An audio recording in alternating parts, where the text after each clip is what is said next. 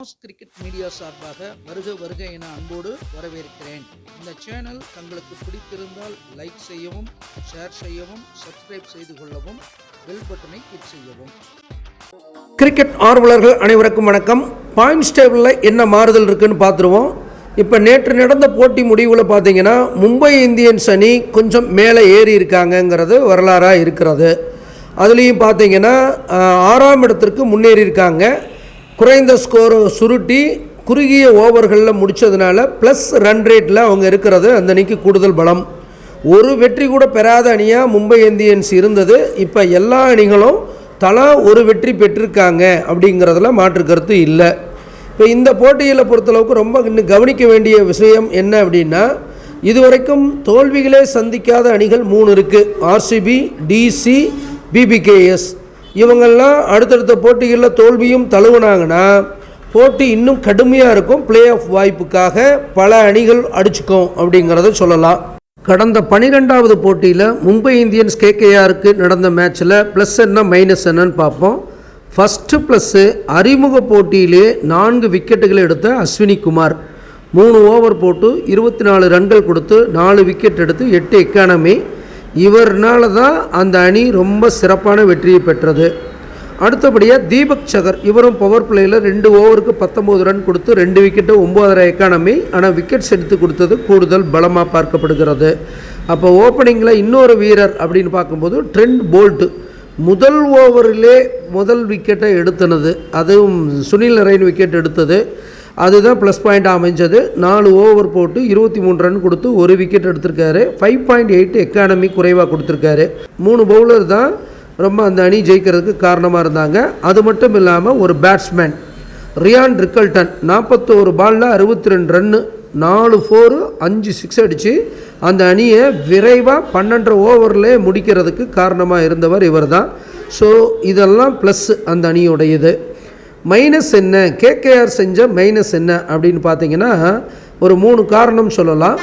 அதில் முதல் காரணம்னு பார்த்தீங்கன்னா பேட்ஸ்மேன் ஒர்ஸ்ட்டு ஷார்ட் செலெக்ஷன்ஸ்.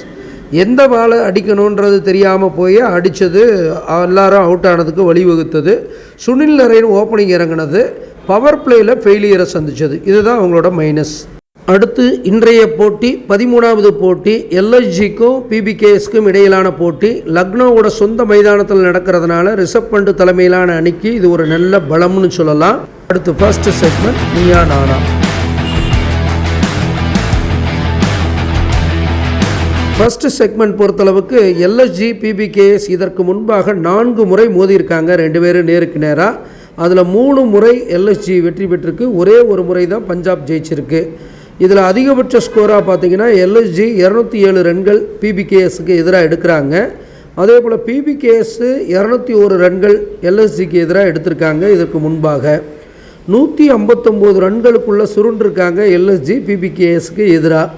அதே போல் பிபிகேஎஸ் அணி 133 ரன்களுக்குள்ளே எல்எஸ்ஜிக்கு எதிராக சுருண்டிருக்காங்கிறத கடந்த கால வரலாறு. எல்எஸ்ஜி பலம். அடுத்த செக்மெண்ட் அணி பெயர் நியூமராலஜி. டீம் நேம் நியூமராலஜியை பொறுத்தளவுக்கு லக்னோ சூப்பர் ஜெயண்ட்டு பெயரின் 1, பிரமிட் எண் 8 பேடு. அதே போல் பஞ்சாப் கிங்ஸுக்கும் 1-8 தான் சேம். அப்புறம் 2 பேர்த்துக்கும் பெயர் எண் லக்னோவும் பஞ்சாப்பும். அதனால தான் இவங்க கோப்பை அடிக்கலையோ என்னமோ தெரியல, லக்னோலாம் பக்கத்தில் போயிட்டு விட்டுட்டாங்க. ஸோ இது ஈக்குவல்.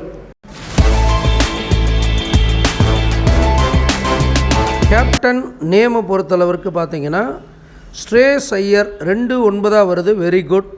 ரிஷப் பண்ட் அவர் 1-6 வருது, அவருக்கும் வெரி குட். அப்போ 2 பேர்த்துக்கும் வெரி குட்டாக இருக்கிறது. இதுவும் இந்த செக்ஷனும் கேப்டன் நேம் செக்ஷனும் பொறுத்தளவுக்கு ஈக்குவலாக தான் இருக்கிறது. பார்ப்போம் பொறுத்திருந்து.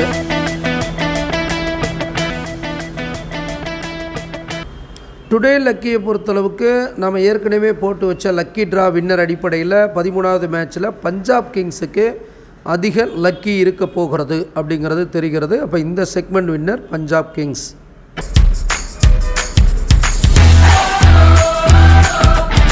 பிரசன்ன ஜாதகத்தை பொறுத்தளவுக்கு லக்னோ சூப்பர் ஜெயின்டுடைய அதிபதி, கடகத்துடைய அதிபதி மதி 9ஆம் இடத்துல பாக்கியஸ்தானத்தில் உட்கார்ந்துருக்கிறது. அந்த லக்னோவுக்கு சூப்பர். அதுவும் பொன் பார்வை மதிக்கு கிடைக்கிறதும் பலம். ஆனால் பஞ்சாப் கிங்ஸ் தலை மேலே கவிப்பு உட்கார்ந்துருக்கிறது அவங்களுக்கு தலை மேலே பிரச்சனை இருக்குதுன்னு அர்த்தம். அதாவது தன்னுடைய பேரு புகழ் கௌரவத்தை இழக்கக்கூடிய அமைப்பு, நஷ்டம், சேதாரம். பஞ்சாப் கிங்ஸோடைய அதிபதி மந்தன் 5ஆம் இடத்துல போய் உட்கார்ந்துருந்தாலும் நமக்கு சேய் பார்க்குறார், பாதகாதிபதி அவர் தான் வெற்றியை கொடுக்குறவர். அப்போ வெற்றியில் சில பாதகம் உண்டு அவங்களுக்கு. பஞ்சாப்பை நோக்கி வரக்கூடிய கிரகம் பாம்பாக இருக்கிறதும் பஞ்சாப் அணிக்கு சிறப்பு இல்லை. ஆனால் லக்னோவுக்கு நோக்கி வர்றது பொன் பார்வை பெற்ற மால்ன்றதுனால ஓரளவுக்கு கடைசியில் வெற்றி. நஷ்ட ஜாதகத்தை பொறுத்தளவுக்கு லக்னோ சூப்பர் ஜெயண்ட் கடகத்தின் அதிபதி உச்சம் லாபஸ்தானத்தில் குருவோட சேர்ந்து உட்கார்ந்துருக்கிறது. அப்போ வெற்றியை நோக்கி போகக்கூடிய அமைப்பு, சின்ன தடுமாற்றம் இருக்கும். ஏன்னா சந்திரன்றதுனால தடுமாற்றம் இருக்கும், இருந்தாலும் வெற்றியை நோக்கி போகக்கூடிய அமைப்பு. பஞ்சாப் கிங்ஸோடைய அதிபதி பார்த்திங்கன்னா குரு தன் வீட்டுக்கு 6ல் மறைகிறது, அவ்வளோ சிறப்பு இல்லை. அதுவும் பஞ்சாப் கிங்ஸோட அதிபதியே குரு லக்னோவுக்கு வெற்றி தரக்கூடிய இடத்துல இருக்கிறதுனால பஞ்சாப் கிங்ஸோட செயல்பாடு அது வெற்றியை தரும் விதத்தில் லக்னோவுக்கு மாறுங்கிறத மாதிரி காமிக்கிறது. பஞ்சாப் கிங்ஸோட லாபாதிபதி சுக்கிரன் உச்சம் பெற்றாலும் நீச்ச புதனோட சேர்க்கை, சனி ராகு கேது தொடர்பு அது சிறப்பு இல்லை. அது இந்த செக்மெண்ட்டில் லக்னோ சூப்பர் ஜெயண்ட் பெட்டர். அப்போ அவர் ப்ரிடிக்ஷன்ஸை பொறுத்தளவுக்கு மீ அண்டு யூவில் லக்னோ சூப்பர் ஜெயண்ட் ஜெயிக்குது. அடுத்தது பார்த்திங்கன்னா டுடே லக்கி வின்னர் அதில் பஞ்சாப் கிங்ஸ் ஜெயிக்கிறது. ஜாமக்கோல்லையும் நஷ்ட ஜாதகத்துலேயும் Lucknow super giant. Team name captain நேமில் ஈக்குவலாக இருக்குது. அப்போ இந்த இதில் எப்படி பார்த்தாலும் கொஞ்சம் கூடுதலாக 2 பேரும் ஈக்குவலாக வர்றாங்க. பட் இருந்த போதிலும் உள்ளூர் மைதானம் ப்ளஸ் லக்னோ சூப்பர் ஜெயண்ட்டுக்கு கொஞ்சம் சாதகமாக அமைந்து அந்த அணிக்கு வெற்றி வாய்ப்பை தேடித்தர வாய்ப்பு உண்டு. சிறந்த வீரர்கள் யாரெல்லாம் அந்தந்த அணியில் இருக்க போகிறாங்கன்னு பார்ப்போம். சிறந்த வீரர்கள் எல்எஸ்ஜியை பொறுத்தளவுக்கு Mitchell Marsh, Nicholas Pooran, David Miller, Avesh Khan, Shardul Thakur, Manimaran Siddharth, இல்லைன்னா ரவி பிஷ்னாய், இவங்க சிறப்பாக செயல்படுவாங்க. அதே போல் பஞ்சாப் கிங்ஸை பொறுத்தளவுக்கு பார்த்திங்கன்னா Shreyas Iyer, Marcus Stoinis, Glenn Maxwell, Marco Jansen, அடுத்து ஹர்ஷ்தீப் சிங்கு, யுஸ்வேந்திர சகல், இவங்கெல்லாம் பேட்டிங் ஃபீல்டிங் பவுலிங்கில் கொஞ்சம் சிறப்பாக செயல்பட்டு வெற்றிக்காக பாடுபடுவாங்கன்னு சொல்லலாம். மீள் பார்வை இதுவரைக்கும் நாம் 12 மேட்ச் முடிஞ்சிருக்கு. இந்த மேட்ச் இல்லாமல் அந்த 12 மேட்ச்சில் 5ல் வெற்றி பெற்றிருக்கோம். அப்போ வெற்றி சதவீதம் 42% தக்க வச்சுருக்கோம். கொஞ்சம் கீழே இறங்கி கொஞ்சம் படிப்படியான முன்னேற்றத்தை பெற்று வருகிறோங்கிறதையும் நம்ம தொடர்ந்து பார்க்கக்கூடிய வாடிக்கையாளர்களுக்கு அது தெரியும். நம்ம நேர்மையாக உண்மையாக என்ன வருதோ அதை அப்படியே போட போகிறோம், ஒன்றும் மாற்று கருத்து இல்லை.